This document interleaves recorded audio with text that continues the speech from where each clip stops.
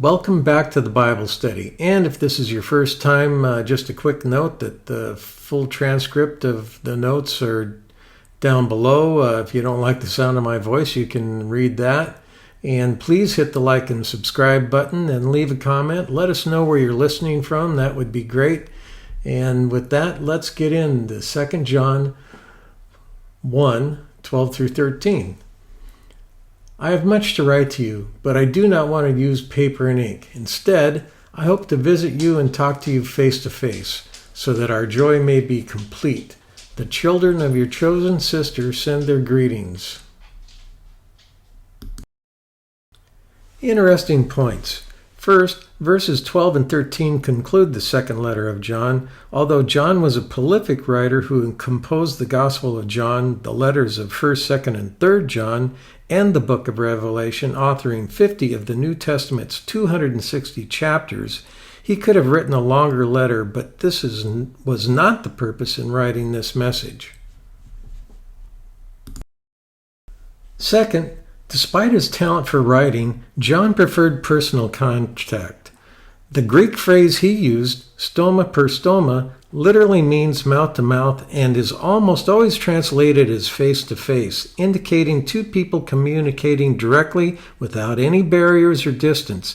It means to speak in person directly.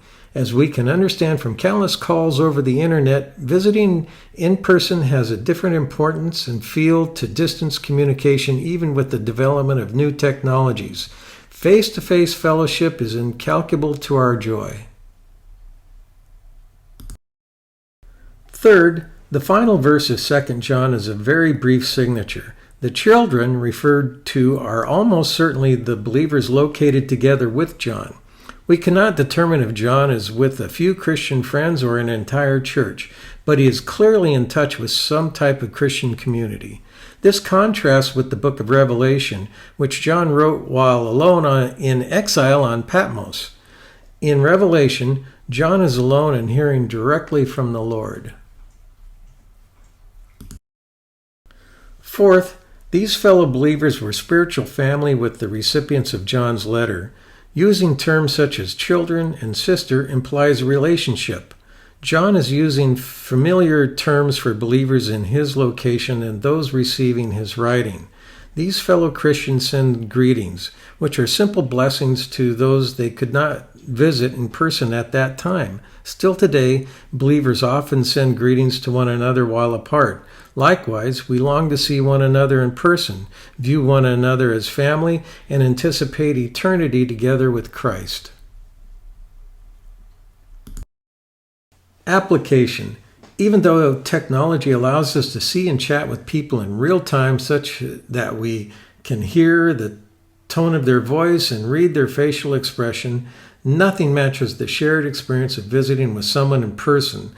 From body language to physical touch to being able to see, hear, smell, and even taste things in common, the time invested in receiving or traveling to visit a beloved family member or dear friend heightens our experience with one another.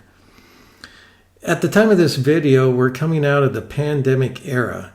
We must never forget the value of in-person communication and contact, as the ill or dying are isolated completely from those they love dearly, and fear drives many to never venture from the safety of their homes.